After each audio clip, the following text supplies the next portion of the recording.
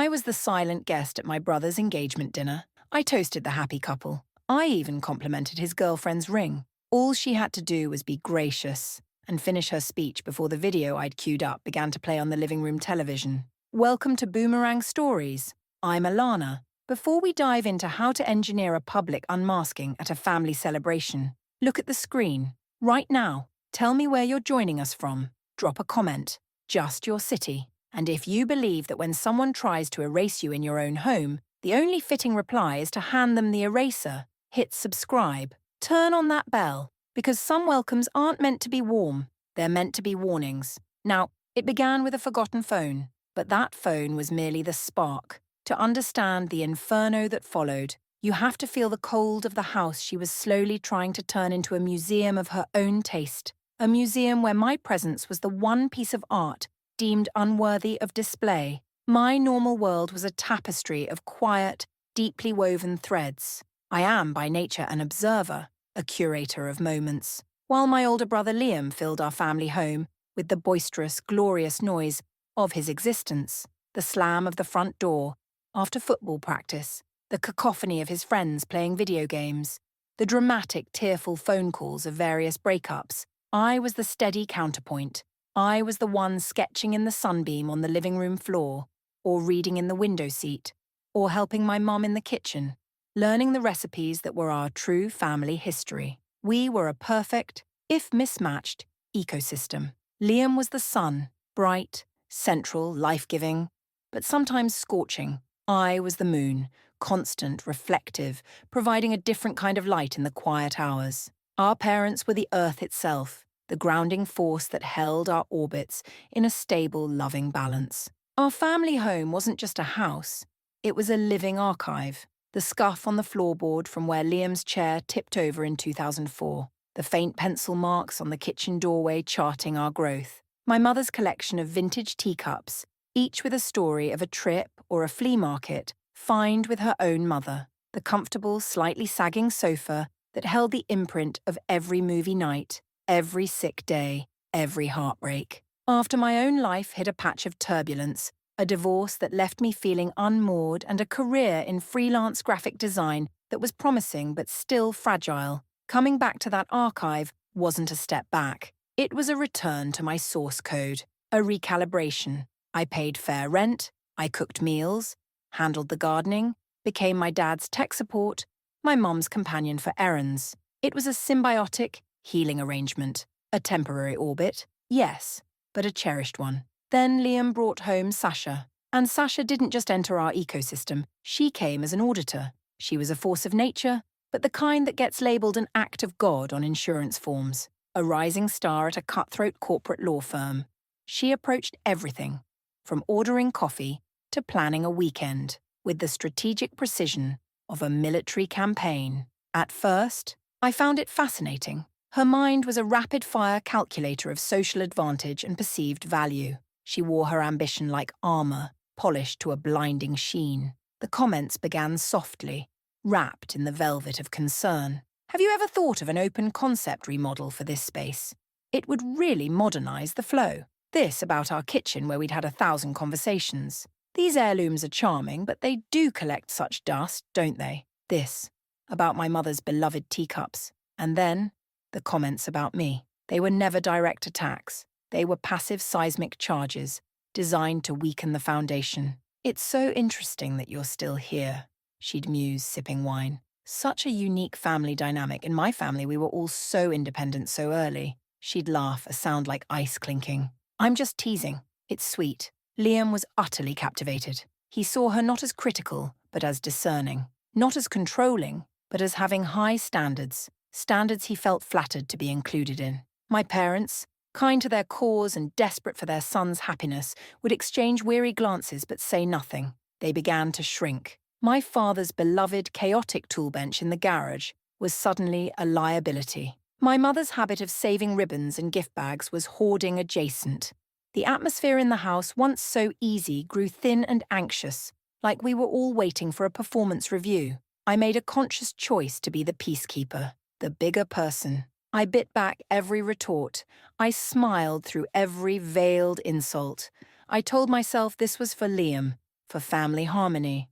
When she gifted my mom a best-selling book on the life-changing magic of tidying up, I held my tongue. When she joked to Liam that my room would make a perfect home gym for him, right in front of me, I forced a laugh. I made space. I folded myself smaller and smaller, trying to become a shape that wouldn't offend her design sensibilities. The betrayal, when it came, was not a product of heat or passion. It was a clinical, premeditated procedure, and it wasn't aimed at Liam or my parents. It was a surgical strike designed to remove me, the irregular cell, from the family body. The night of the family financial summit was Sasha's idea. She wanted to help my parents structure their retirement for optimal tax efficiency. I'd invented a client deadline to avoid it. The air in the house felt charged, like before a storm. I stayed in my room sketching furiously, trying to drown out the low murmur of voices below that felt less like conversation and more like a negotiation. Later, thirsty and seeking the comfort of the familiar night kitchen, I padded downstairs. The house was quiet, the meeting over. A single lamp glowed in the living room, and there, on the coffee table, beside a half-empty glass of mineral water, was Sasha's phone. It buzzed, skittering slightly on the wood. A text notification lit up the screen. My first instinct was to take it to her, to be helpful, to be the good future sister-in-law. But the preview text was visible. It was from a contact named C. Whitlock. The message read, Tenancy issue. The owner move-in provision is your strongest angle. Document any friction. The goal is to establish a pattern that justifies repossession for bona fide use. A guest room for post-wedding family is a strong argument. My hand, reaching for the phone, froze in mid-air. A cold spike drove straight down my spine. Tenancy issue. Owner move-in. Repossession. The legal jargon was a foreign language, but the intent was translated instantly in my gut. This was about me. This was about my room. I know what you're thinking. I shouldn't have. It was a violation. But when you sense a predator in your home, you don't politely look away. You identify the species.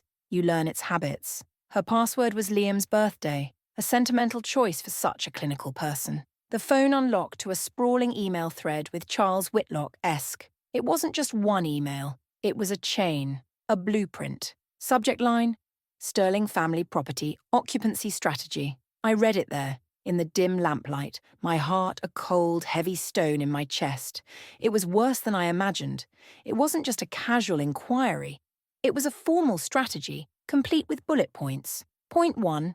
Identify primary occupant, Maya Sterling. Freelance graphic designer. Income variable, likely below threshold for strong independent tenancy claim. She had researched me. Point 2. Document status quo disruption. Suggestions included noting my nocturnal work habits, my clutter, my art supplies, any emotional volatility tied to my recent divorce. Point 3. Leverage family dynamic. Parents are soft but amenable to son's long-term stability. Frame removal as necessary for new marital unit's foundation and for providing space for future grandchildren. Emotional appeal will override guilt. Point 4. Legal pathway. Cited the specific section of the state's Residential Tenancies Act. The guest room argument was indeed her chosen weapon. A date was suggested. Vacate by October 1st, 2 months before the planned wedding, to allow for renovation. At the bottom, her reply, Charles, this is perfect. Let's proceed quietly. Liam is on board with the guest room concept. He doesn't need the specifics of the legal push. We'll present it to Maya as a family opportunity. Liam is on board. Those 4 words were the kill shot. The hot rage didn't just arrive. It detonated. It was a white-hot supernova behind my eyes. I saw my entire life in this house. The childhood Christmases, the teenage tears wiped on that sofa, the safe harbor it provided after my world fell apart, being reduced to a tenancy issue. I saw my brother, my son, nodding along to a plan to make me homeless for the convenience of a guest room. I saw my parents, my earth, being manipulated with the promise of grandchildren. The fury was so intense it was soundless. It was a vacuum, but nature abhors a vacuum. And into that silent burning space flooded something else, a cold, clear, and terrifyingly calm certainty. This wasn't a catfight. This wasn't a simple personality clash. This was a legal and psychological offensive. She wasn't fighting with feelings, she was filing briefs. She was building a case in the court of family opinion, with the law as her gavel. And that's when I understood the first, fundamental rule of true family revenge. You don't meet a lawyer on the battlefield of emotion. You don't throw tantrums in the living room. You become a better archivist than she is a strategist. You study her case, you find every flaw in her argument, and you don't just defend yourself. You prepare a countersuit so devastating it renders her original complaint null and void. I wouldn't cry. I wouldn't confront Liam with trembling accusations. I wouldn't fight the invasive species trying to graft itself onto our family tree. I would become the perfect nutrient-rich host. I would let it sink its roots deep, let it flower spectacularly, let it believe it had won, right up until the moment I introduced the specific targeted toxin to its very core. My silent decision crystallized as I placed the phone back on the table, screen dark, exactly as I'd found it. The anger was gone. In its place was a purpose as focused as a laser. I would become the version of Maya Sterling that Sasha Vanderwell had already diagnosed and dismissed. The gentle, artistic, unambitious sister. The one who lived in the past. The soft touch. The easy eviction. I would help her build her perfect wedding. Her perfect narrative of familial assimilation. So high, so lavish, so public that the scaffold would be visible to everyone. And then I would quietly remove the one bolt holding it all together. The long game began at 7 a.m. the next morning. I was in the kitchen, the smell of lemon and sugar cutting through the lingering tension from the night before. When Sasha came down, drawn by the scent, I presented her with a plate of warm lemon poppy seed muffins.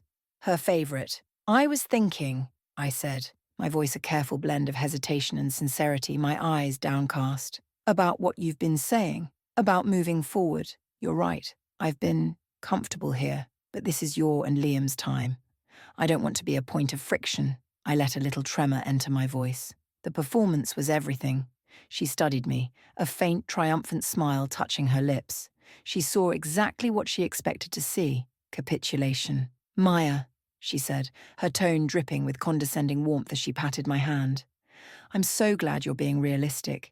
It's a mature perspective. Change is hard, but it's for the best for everyone. In that moment, I wasn't her future sister-in-law. I was a problem she was successfully managing. Perfect. I became a ghost in the machinery of her wedding industrial complex. My role was to feed her fatal flaws, which were twin engines, her insatiable hunger for control and her pathological need for external validation. I became her unofficial, unpaid assistant, a role she accepted as her due. When she despaired over the exorbitant cost of the string quartet she insisted was non-negotiable for ambiance, I approached her with wide, helpful eyes. What if, I ventured timidly, we found a local sponsor, a winery or a jewelry store? They could have a tasteful display, and it would cover the cost. It would be like a partnership. It would make the wedding feel even more prestigious. I saw the calculation flash behind her eyes. Not just saving money, but adding a layer of commercial endorsement that screamed exclusive event. She seized it, of course, presenting it later to Liam as her own brilliant idea. It's about leveraging synergies, she told him. I merely nodded in humble agreement. I took on the task of communicating with vendors, always deferring. Sasha has the most exquisite taste, I'd whisper to the florist. She'll want to approve every petal. I said it with a smile, as if in awe. In reality, I was ensuring she micromanaged herself into a frenzy, burning through her limited patience and the vendor's goodwill. I'd listen to her rant about the stationery designer, unprofessional font choices, and I'd soothe her. You're right. It's your day. It has to be perfect. I was the gentle bellows to her flame, making it burn hotter and more erratically. With Liam, I was the loyal sister reinforcing the facade. She's just under a lot of pressure to make everything perfect for you, Liam, I'd say. She loves you so much it's coming out as stress. I became the translator for her worst behavior, making him more resistant to the concerned whispers from my parents. When my mom timidly asked about the rising cost, I'd deflect. It's an investment in their future, Mom. Sasha knows what she's doing. I was the silencer. ensuring the pressure cooker sealed tight. And all the while, I collected, but not with a spy's tools, with an archivist's reverence. I bought a beautiful leather-bound journal, claiming it was for wedding ideas and sketches. Sasha glanced at it once, saw me doodling a floral border, and dismissed it. Cute, she said. It became my ledger. In it, I didn't just write down what she did. I recorded the why. I transcribed her quotes verbatim. December 12th. Over dinner, Sasha told Mom, "Sentiment is a luxury your generation could afford. We're building a brand." I sketched the disdainful twist of her lip next to the quote. I noted the financials. January 3rd.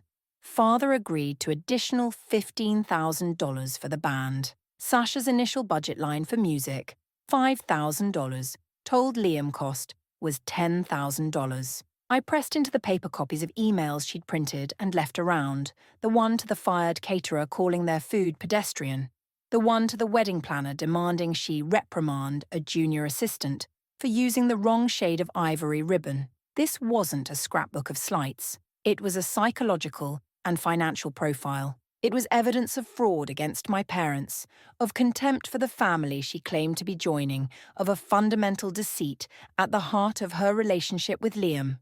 This was no longer just about sibling betrayal.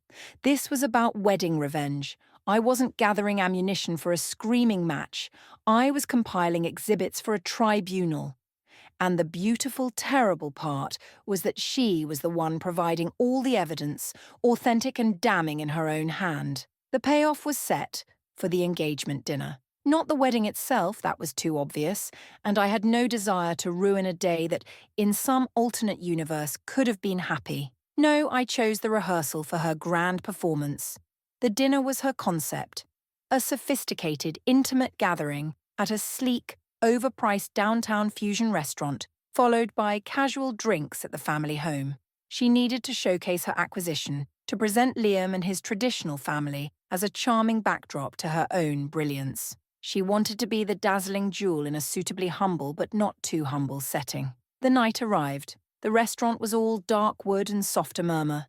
Sasha held court, a vision in a sheath dress that probably cost more than my monthly rent. She held Liam's arm possessively, her laughter a little too loud, her gestures a little too broad. She was performing happiness. My parents looked strained in their uncomfortable new clothes, smiling like their faces might crack. I played my part to the letter. I wore a simple, modest dress I knew she'd approve of. I smiled softly. I spoke little. I was the wallpaper. When it was time for toasts, I went first. As the sister, I lifted my glass, my hand steady. "To Liam and Sasha," I said, my voice clear but gentle. "I've never seen Liam so certain. And Sasha, you've brought such a new perspective to our family. We're all learning so much." Every word was a landmine, disguised as a compliment. They smiled, condescending and pleased. Then it was Sasha's turn. This was her aria. She spoke of blending families, of honouring tradition while embracing the future. She thanked my parents for their open hearts and home, her voice thick with a sincerity that was a masterclass in acting. She painted a picture of a warm, messy, wonderful family she was so grateful to be joining. It was a beautiful fiction, and as she reached her crescendo, her eyes glistening with manufactured tears, talking about the warmth of this home that will now be my home too, I knew the moment had come. I caught the eye of my cousin Mark, stationed casually by the large flat-screen TV in the living room. Mark, who Sasha had once called a tech dilettante for his IT job. Mark, who owed me a favour for designing his startup's logo. I gave a tiny, almost imperceptible nod. Sasha raised her glass for the final toast. "To family," she proclaimed, her voice ringing with false warmth. "The one you're born with, and the one you choose." I tapped my phone screen twice. On the 70-inch television behind her, her glowing, triumphant face was replaced. A serene, handwritten page from my journal filled the screen. The audience initially thought it was a cute, handwritten tribute. Then they began to read. It was her strategy page. In her own sharp, angular script, next to my delicate floral doodles, were the bullet points. 1. Secure father's funds. Use future grandchildren angle. 2. Neutralize mother. Assign busy work. Seating chart. 3. Vacate Maya, Tenant Act Sec. 12.3, Target Date, Oct. 1. A wave of confused murmuring swept the room. Sasha, sensing the shift, half-turned. Her smile froze, then curdled as she saw her own handwriting, magnified to monstrous proportions. The screen changed. A budget breakdown. Her notes in the margin. Tell Liam 10K. Actual cost 15K. Differential from parents. Another page. Guest list note. Aunt Carol. Seat near bathroom. Gift will be cheap. Then, the email to the caterer. Your rustic aesthetic is incompatible with the brand of our event. The scroll continued. A silent, inexorable tsunami of her own words, her own calculations, her own contempt. The room was utterly, profoundly silent. You could hear the hum of the refrigerator from the kitchen. You could hear the ragged intake of my father's breath. You could see the exact moment the illusion shattered in Liam's eyes. The confusion, the dawning horror, the gut-wrenching realization that the woman he loved was a curator of transactions, not of hearts. Sasha stood, paralyzed, her glass still raised absurdly in the air. She was a statue of exposed fraud. The performance was over, the reviews were in, and they were written in her own hand. I didn't run, I didn't gloat, I didn't scream. I set my wine glass down on the mantelpiece with a soft, definitive click. I picked up my simple wool shawl. I walked, not to the kitchen or the stairs, but straight through the gathered crowd, which parted for me like a sea around a stone. As I passed Sasha, I stopped for just a second. I didn't look at Liam. I looked only at her, my voice low, calm, and carrying in the dead quiet. Section 12.3, I said, requires the bona fide intention for the owner to occupy the unit, not for a guest room. The case law on that is very clear. You should have read the footnotes. Then I turned, opened the front door, and stepped out. I closed it softly behind me, shutting in the chaos, the tears, the devastating silence. The cool night air was a baptism. I didn't look back. I had been the foundation of that family's quiet trust, and with the gentle, precise pressure of truth, I had just triggered the collapse of the gaudy palace she'd tried to build on top of it. The aftermath wasn't an explosion. It was a long, slow settling of dust. The revenge fallout was comprehensive, unfolding in layers. The engagement was paused that night, officially ended 2 weeks later in a terse, legalistic email from Sasha's firm, likely drafted by Charles Whitlock himself. Liam was shattered. He lost not just a fiancée, but the entire future narrative she'd sold him. His grief was compounded by a deep, shameful anger at her, but also at himself for his blindness. Our relationship was fractured, a hairline crack that would take years of careful, honest work to mend, if it ever could fully. But the work began, because the manipulative fog had lifted. My parents were heartbroken, but it was the heartbreak that follows a narrow escape. They saw the bullet glinting and lethal that had whizzed past their son's head. The relief that followed the shock was profound. The promised $15,000 was never given. My father reclaimed his tool bench with a new, defiant vigor. My mother's teacups stayed proudly on their shelf. Professionally, Sasha's brand was annihilated in our social and semi-professional circle. Word of the engagement dinner exhibit spread in hushed, astonished tones. The wedding vendors, many of whom had copies of her abrasive emails, shared their stories. She didn't just lose a wedding, she lost her reputation as a desirable client, as a gracious person. In her world of calculated appearances, this was a professional and social death sentence. As for me, I stayed in the house for 1 more month, not as a tenant, but as a daughter helping her family heal. Then, I moved out. Not because I was forced, but because I was ready. I leased a sun-drenched loft apartment with large windows, its blank walls a promise, not an erasure. The down payment came from a new retainer-based contract with a local boutique winery, the very one I'd connected with during Sasha's sponsorship phase. They'd been so impressed with my quiet professionalism, they hired me to redesign their entire label and marketing suite. I was stronger, not hardened but fortified. I was free, not just from a room, but from the tyranny of a narrative I never agreed to. I had learned to wield truth, not as a blunt weapon, but as a scalpel, performing the surgery that saved my family from a silent terminal disease. The boomerang had returned. I had thrown it with all the silent pent-up force of their own deceit, their own condescension, their own plotted eradication. And it had come back not with a childish thud, but with the precise, elegant, and devastating velocity of consequence, shattering the delicate, false porcelain of the image they'd so carefully constructed. So, I'll ask you, what would you have done when you're faced with a calculated campaign to remove you from your own story, to rewrite your history as a mere inconvenience? Do you quietly exit stage left, or do you take control of the spotlight and reveal the stagehands for who they truly are? Let me know in the comments. Tell me where you're watching from and what you think. Could you have been that patient? Could you have been that cold? And if this story of archival vengeance and poetic justice resonated with you, hit subscribe. Your subscription is your vote for more stories about the quiet forces who understand that the most powerful weapon isn't a secret kept, but a truth displayed at the perfect moment. This has been Boomerang Stories. I'm Alana. Remember, they will always write their own script. Your only job is to ensure the audience gets to read it. Until next time.